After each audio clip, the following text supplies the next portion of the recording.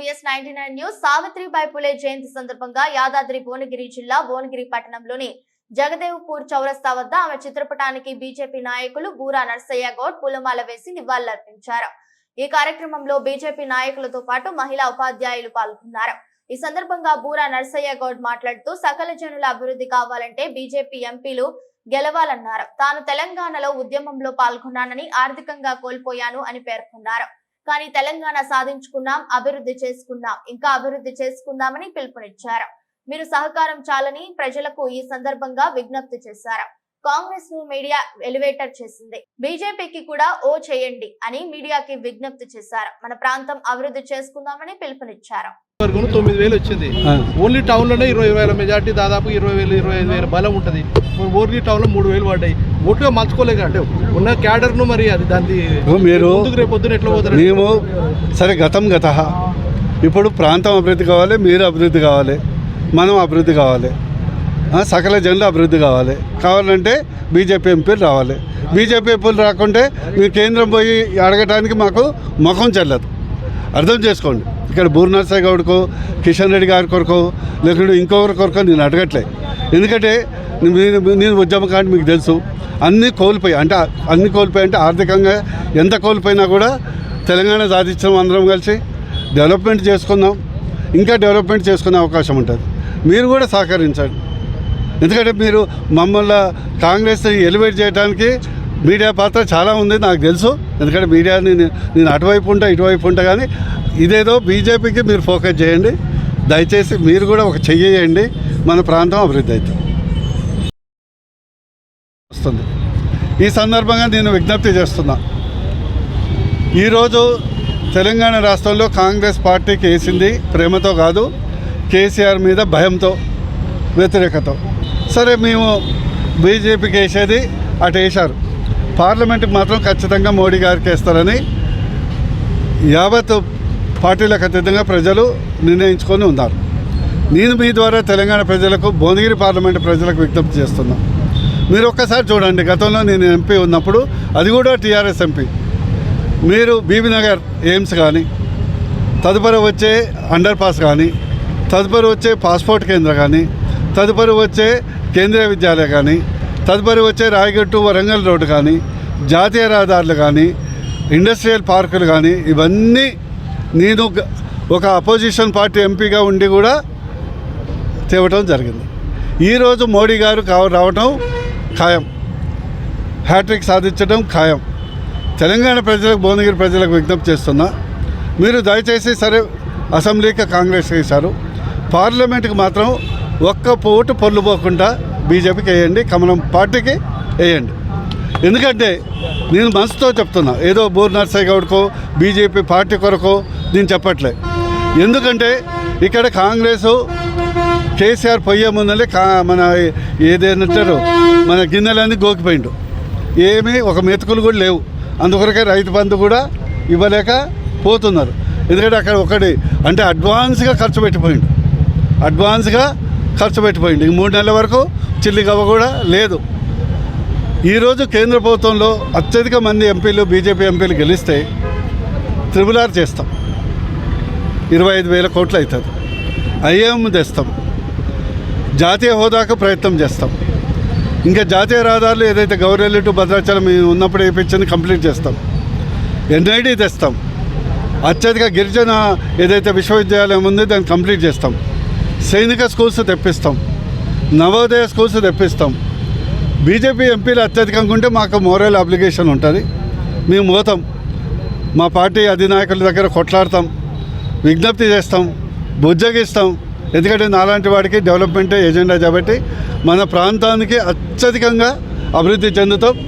అవసరమైతే MMTS ఉంది, నేను 2016లో శాంక్షన్ చేపిస్తే కేసీఆర్ గారు సహకరించకపోవడం వల్ల అది పెండింగ్ ఉంది. మన 400 కోట్లు ఓన్లీ కేంద్ర ప్రభుత్వమే చేస్తుంది. నా యొక్క ఆకాంక్ష ఏంటంటే మనం ఓన్లీ బై MMTS. మొన్ననే నేను అడిగాను, గ్రౌండ్ లెవెల్ మెట్రో ఎందుకు వేసుకోకూడదు? There is a new concept. Ground level pillar మీద అక్కర్లే, సిటీలు అంటే పిల్లర్ కావాలి, ఇక్కడైతే గ్రౌండ్ లెవెల్ మెట్రో కూడా వేసుకోవచ్చు. ఇవన్నీ చేయాలంటే బీజేపీ రావాలి. దయచేసి మా పాత్రికేయ మిత్రులు ఎట్లాగో వారి యొక్క శ్రమ ఓడ్చి కాంగ్రెస్ గెలిపించారు, నాకు తెలుసు మీ యొక్క శ్రమ చాలా ఉంది. దయచేసి ఆ శ్రమని మీరందరూ బీజేపీ గెలిపించడానికి పెట్టాలని విజ్ఞప్తి చేస్తున్నాం. ప్రథమ మహిళా ఉపాధ్యాయురాలు మరియు సమాజంలో మహిళలకు పెద్దపీట వేసి విద్యను నేర్పించి, వితంతువులకు విద్యను నేర్పించి, తన జీవితం మొత్తం జ్యోతిరావుతో పూలేతో కలిపి ఒక ఆదర్శ దంపతులుగా మన భారతదేశంలో కాకుండా ప్రపంచాన్ని మొత్తానికి ఆదర్శంగా నిలిచారు. ఒక విధంగా హిందూ మతంలో మనం శివుణ్ణి పార్వతిని ఆదర్శ దంపతులు అనుకుంటాం. అదేవిధంగా ప్రస్తుతం ఉన్నటువంటి ఈ కలియుగంలో ప్రత్యేకించి భారతదేశంలో ఒక ఆదర్శ దంపతులు అంటే జ్యోతిరావు పూలే మరియు సావిత్రిబాయి పూలే. వారు చేసినటువంటి కృషి, ఇద్దరు దంపతులు కలిసి చేసినటువంటి కృషి దాదాపు 200 ఏళ్ల క్రితం చేసిన కృషి మనం వెలకట్టలేదు. వారు వేసినటువంటి బీజం ఈరోజు నరేంద్ర మోడీ గారు లేదా ఇతర ప్రభుత్వాలు అన్నీ కలిసి ఈరోజు నారీ శక్తి నమో మోడీ. ఈరోజు నరేంద్ర మోడీ గారు వచ్చిన తర్వాత మహిళలకు ఒక శక్తివంతం చేశారు. భారతదేశంలో అత్యధిక అంటే ప్రపంచంలో అత్యధిక పైలట్స్ ఉన్నది, మహిళా పైలట్స్ ఉన్నది భారతదేశంలో. ఈరోజు 33% చట్టసభలో రిజర్వేషన్ కల్పించింది మోడీ గారు.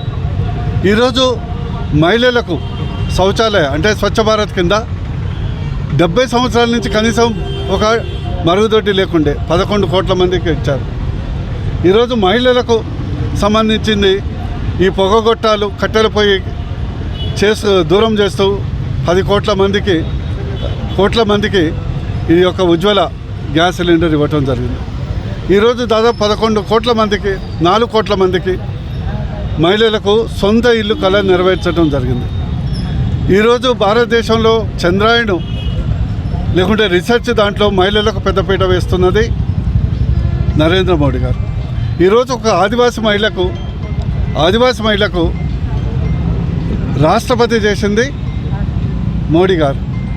నిజంగా చెప్పాలంటే నేను ఎప్పుడు బిలీవ్ చేస్తాను, మహిళ బాగుపడితే సమాజం బాగుపడుతుంది, మగవాడు బాగుపడితే కుటుంబం బాగుపడుతుంది. ఎందుకంటే నేనే ఉదాహరణ. మా అమ్మ చేసినటువంటి కృషి వల్ల, నన్ను చదివించటం వల్ల, పట్టుబట్టడం వల్ల నేను ఈ స్థాయిలో ఉన్నాను.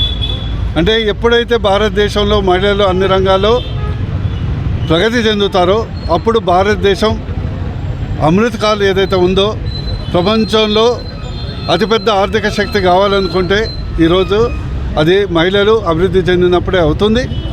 ఈరోజు మోడీ గారు నారీ శక్తిని బలోపేతం చేయడానికి సావిత్రిబాయి పూలేని ఆదర్శంగా తీసుకున్నారు. వారు మన్ కీ బాత్లో కూడా చాలా స్పష్టంగా చెప్పడం జరిగింది. అదేవిధంగా ఈరోజు కేరళలో నాకు తెలిసి 2 లక్షల మహిళలతోని అతిపెద్ద బహిరంగ సభ మోడీ గారు నిర్వహిస్తున్నారు. ఈ సందర్భంగా నేను విజ్ఞప్తి చేస్తున్నా తెలంగాణ ప్రజలందరికీ, బేటీ పడావ్, బేటీ బచావ్, బేటీ పడావ్. ప్రతి మహిళ చదువుకోవాలి. అది ఒక్క మహిళ చదువుకుంటే మన తెలంగాణ రాష్ట్రం అన్ని రంగాల్లో అభివృద్ధి చెందుతుందని తెలియజేస్తూ మరొకసారి వారికి ఘనంగా నివాళులు అర్పిస్తూ మీ ద్వారా సావిత్రిబాయి పూలేకు తెలంగాణ యావత్ ప్రజల తరపున నివాళులు అర్పిస్తాం.